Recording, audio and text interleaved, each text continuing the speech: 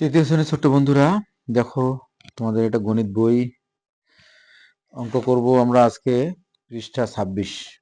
ঠিক আছে, তোমরা ভালো আছো তো সবাই, তাই না? বই খাতা নিয়ে বসে পড়ো আমার সামনে।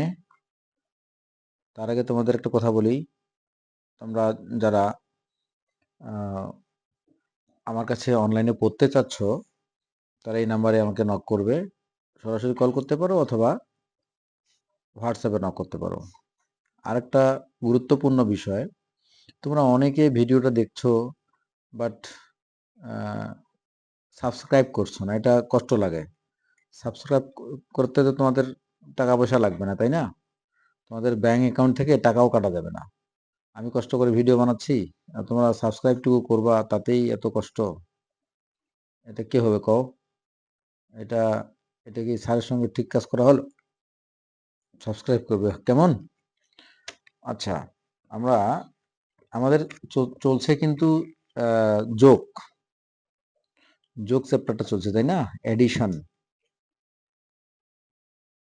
এডিশন চলছে, তাই না? এডিশন মানে হচ্ছে যোগ। তোমরা কেউ জানো এডিশনটা কোন পার্টস অফ স্পিচ? যে শব্দের শেষে টিআইওএন থেকে ওটা হচ্ছে নাউন। ওটা কি বলতো? নাউন। আর এটাকে ভার্ব করলে অ্যাট, এডিডি অ্যাট, এটা অ্যাট।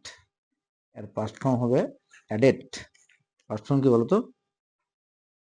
অ্যাডেড। অঙ্ক করাতে এসে ইংরেজি শুরু করতেছি নাকি? আচ্ছা, আর ইংরেজি পড়বো না এখন, অঙ্কই করি। আমাদেরকে কি করতে হবে? যোগ করতে হবে। 6 নাম্বার যোগ করি। এখানে 4 অঙ্কের যোগ, 3টে সংখ্যা, বাট এক একটা সংখ্যায় 4টা অঙ্ক আছে। ঠিক আছে, আমরা এটা করি। কয় নাম্বার? দেখো এখানে 6-এর 1। আমি আচ্ছা তুলি। 3, 4, 1, 2 যোগ 21, 31 যোগ 42, 43। ঠিক আছে, এইখানে করব আমরা। দেখো, প্রত্যেকটা সংখ্যার এককের অঙ্ক থেকে আমরা শুরু করব। এই যে 3 আর একে 4 আর 2 6, এই দিকে লিখবো এককের ঘরে 6। হাতে নাই কিছু। 4, 3 7, 7 আর একে 8, এই যে 8 লিখলাম। দেখো, খুব ইজি। তারপরে দশকের অঙ্ক গেল, এখন শতকের অঙ্ক। 2 আর একে 3, 4 3 7, 4 2 6, 6 3 9।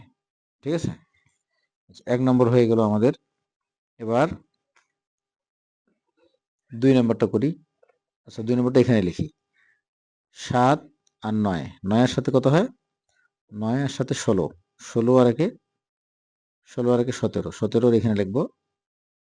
এখানে লিখলে ভালো দেখাচ্ছে না, আমরা এটা লিখি হচ্ছে 2 নম্বর।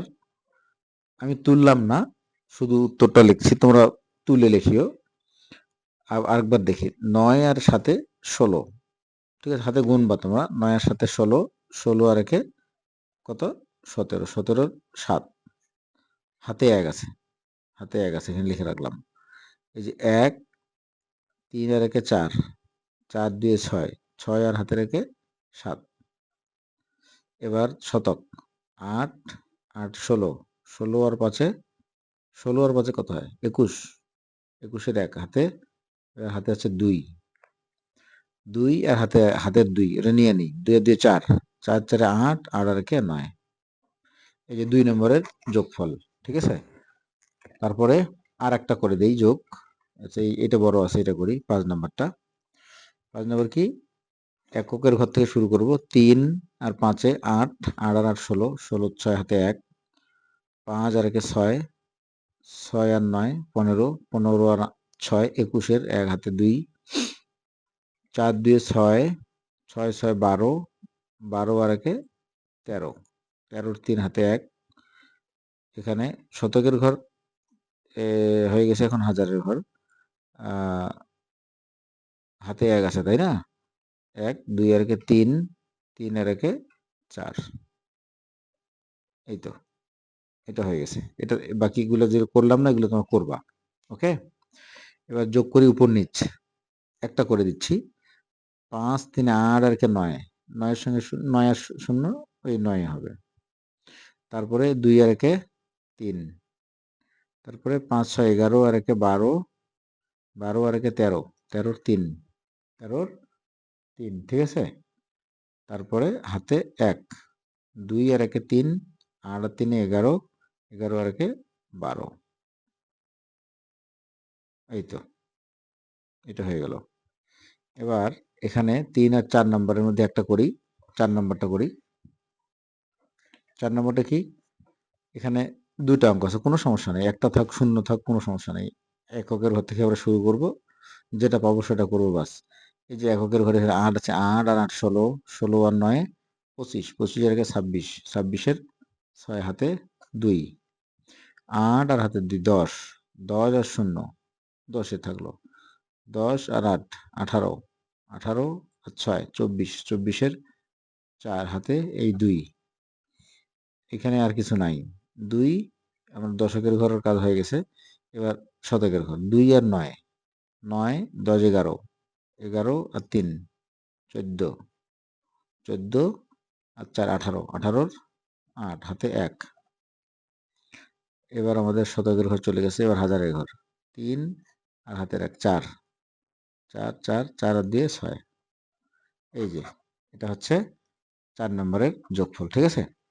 এবার দেখো, এবার কি বলছে 8 নম্বরটা পড়ো তো। একটা চিড়িয়াখানায় গতকাল 2754 জন দর্শনার্থী এসেছিল, আজকে 3656 জন দর্শনার্থী এসেছে।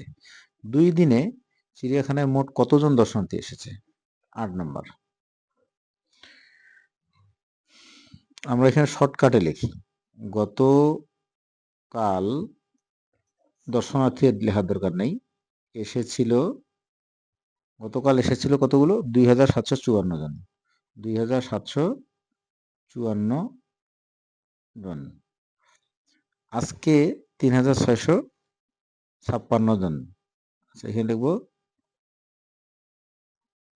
আজকে এসেছিল 3656 জন। আচ্ছা, 2 দিনে চিড়িয়াখানায় মোট কতজন দর্শনার্থী? এখন যোগ করে নেই। 6 আর 4 10 শূন্য হাতে 1, 5 আর 5 10 আর 1 11 আর 1 হাতে করে 1, 7 6 13 আর 1 14 4 হাতে 1, 3 2 5 আর 1 6, এত জন। আমরা উত্তর লিখব 2 দিনে চিড়িয়াখানায় মোট কতজন দর্শনার্থী এসেছে? 6410 জন, 6410 জন, ঠিক আছে। এটা হলো তোমার কত নম্বর? 8 নম্বর। 9 নম্বরটা করব। 9 নম্বরটা একটু পড়ি। 9 নম্বরটা হচ্ছে, একটি পাইকারি দোকানে 4416 বস্তা চাল, 3241 বস্তা গম এবং 1537 বস্তা চিনি আছে। ওই দোকানে কতগুলো বস্তা আছে? খেয়াল করো, তোমরা কিন্তু অঙ্কটা বারবার পড়বা। অঙ্ক কেউ হেল্প করার আগেই তোমরা যদি করতে পারো তাহলেই সঠিক, ঠিক আছে, তাহলে মনে করা হবে যে হ্যাঁ তোমরা বুঝছো। একটা পাইকারি দোকানে এই যে 4416 বস্তা চাল, 3241 বস্তা গম এবং 1537 বস্তা চিনি আছে। মোট কতগুলো বস্তা আছে? তাহলে এখানে 9 নাম্বার না। আমরা লিখবো কি? কি লিখবো? তোমাদের কিভাবে আসে, চিন্তাটা আসে কিভাবে?